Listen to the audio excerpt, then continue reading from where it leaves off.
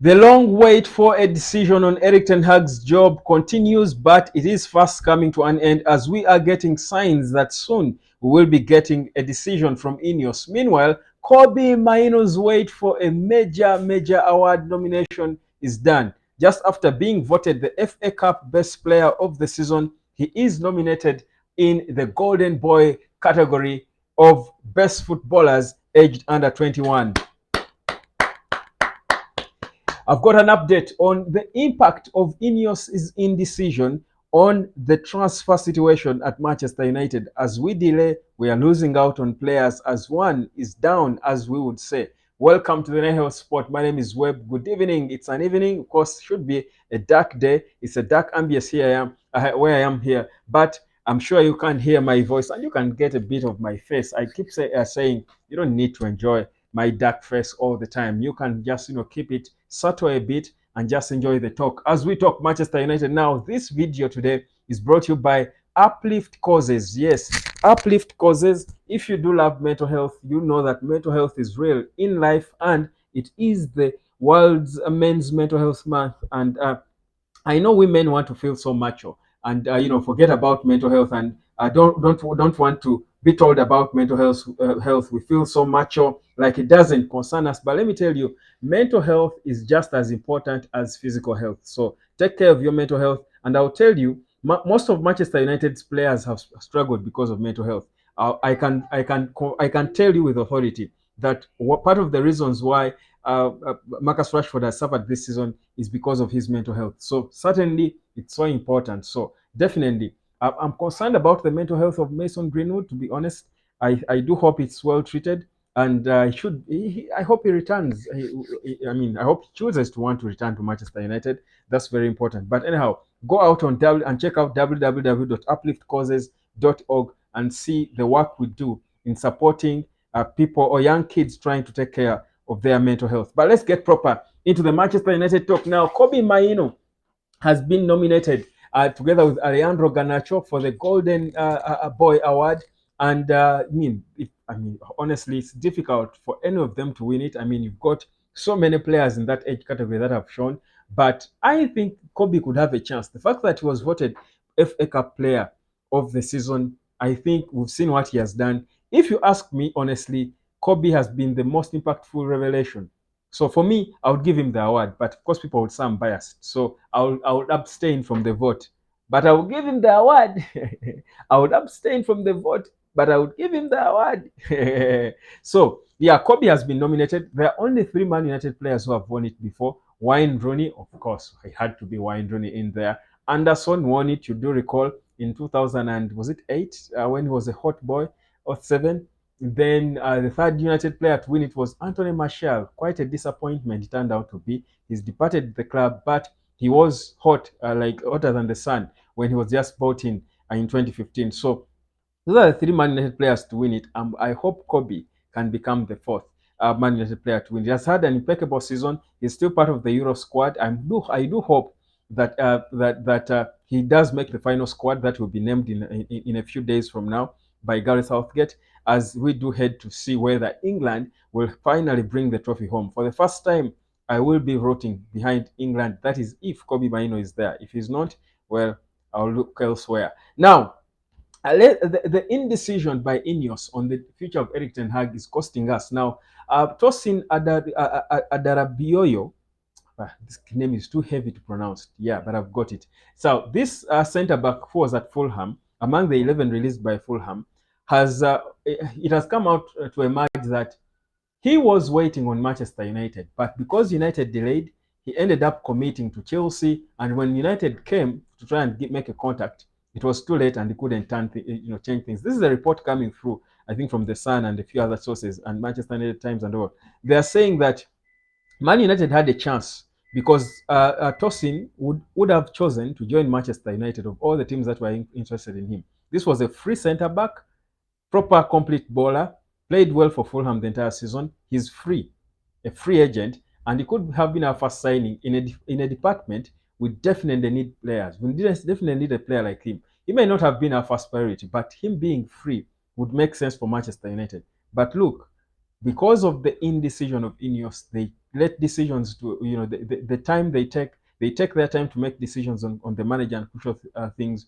This boy committed to Chelsea, and just like that, we've lost him. I've said it here before that the delay by Ineos, perhaps it's inevitable, because they have got to deal with a lot of things, change a lot of things, but it must have an impact on our transfer window. And now we are beginning to see the exact things I spoke about are being revealed right now. So that's a bit of sad, but of course not that we lost out on a Todibo. It would be more painful if we lost out on a key, a key player with interest like Todibo, a player like Joao Neves, players like we've been linked with for a long time. If we lost out on such because of this delay in making decisions, I think it would be more painful. You recall, fresh in our minds, how we lost out on Kim Midje, who was a top target. He wanted Manchester United, but because we are not moving, Bayern went for him. So some people would say it was good riddance. We are lucky, but the fact is, he was a player we needed at the time. He was a top priority for Erik Ten Hag, but we missed him out because of lack of decisions. And maybe, of course, by that time, these guys were in charge, did not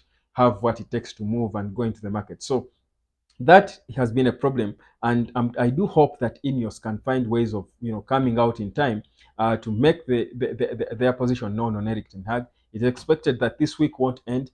The talks, of course, with the players, and because they spoke individually to players, by the way, Ineos, in part of their review, had to speak to players as well. Of course, some players they spoke to during the season before it came to an end, some after the season, but they were speaking to players as well to try and find out their position, whether they believe in the project and where it's headed, whether they believe in the manager, because they had one-on-one meetings. This was revealed. Whether they believe in the manager, very important. And out of that, Ineos are supposed to come up with a decision, but they are taking their time on making one. And I'll tell you, even the mental health of these players is not right, because some of them are not sure about what's going to happen. So how are they going to enjoy the off season? How are they going to enjoy with their families when they don't know whether they'll have a job or not, whether their future will be or not, or whether they've got to move their families, change their kids if they have any kids in school, stuff like that. It's a bit sad, but I mean, Ineos have got to do what they've got to do. So it's expected that very soon it will be, pronounced. There seems to be, guys, the talk of Thomas Tuchel to Man United seems to be serious. We have not given it perhaps enough attention. We've just spoken about it lightly. But it seems to be that among the people, like I reported recently, that Ineos have spoken to other potential. Again, they have reawakened talks with replacements for Erik Ten Hag. In this same week we're speaking, I'll tell you, Thomas Tuchel is not done. They are still looking at him. According to sources, Thomas Tuchel is still a front runner. And if in the event that the Ineos choose to sack Erik Ten Hag, don't you be surprised if Tuchel is the named guy to come out and replace him. How painful that would be for many of us. But of course, the end, like they always say, justifies the means. We'll complain and shout, but if 2 games into the season, it's looking good. United gets off to a good start. We'll all forget about Erik Ten Hag for a hot minute. But it's a it's dragging. It's really dragging. It's beginning to get on the nerves of so many, because stories are coming out of Man United, but these are not the stories people want to hear. When you're going into a transfer window, when you're seeing teams like Arsenal progressing, teams like Chelsea making moves, teams like Liverpool making moves, and United is still dragging behind. Yet in terms of struggling, we are the worst. We are the worst right now in terms of where we are. We are in the worst position of all the clubs we are competing with. You think about it and thinking, are we helping ourselves out of the ditch, or are we comfortable in the ditch where we've sunk? It's a sad reality, but that's where we are as Manchester United. So so that's what's going on from Manchester United. But I think the best news is that Kobbie won that FA Cup award. He could win the Golden Boy award. If he won that, I think this would be the most impeccable debut season for a Manchester United player from the academy. I think in the history of Man United, I don't think we've had any single player come into the senior team, come from the academy, break into the senior team, and have the impact that Kobbie has had. For me, it's unheard of, but it vindicates the praises I've had for this boy. I think people who are calling me out, well, be overhype the kid, you'll spoil him. I think, I mean, now you see that clearly I'm vindicated. Like I've said, time will always vindicate. So that's it. I do remind you that this video was powered by Uplift Causes. Go on www.upliftcauses.org and check out the work that they do right there in terms of empowering young people in Africa to take charge of their mental health, because I'll tell you, mental health is real. Did you know that in a country like Uganda, for example, countries like Nigeria, Kenya, most African countries, nearly 40% of the youth in those countries, these are highly young populations, but nearly 40% of the youth in those countries are are using drugs, either alcohol or weed or marijuana. I'll tell you, it's sad. They need help, and I would, at Uplift, they are trying to let them know about, of course, the adverse effects of drugs and all. So it's a good job they're doing right there. You might want to go out, visit that website or the YouTube channel that is Uplift Causes, and check out the work they are doing, and you can see if you can join in, because indeed we have got to come up together and, of course, join hands to save the youth. Happy Mental Health Month. These are our new partners, and they'll stick with us for a while. So go support them. Check out that website and enjoy what they do. See how you can support them. My name is Webb. This is the Health Sport. Subscribe. I'll catch you later.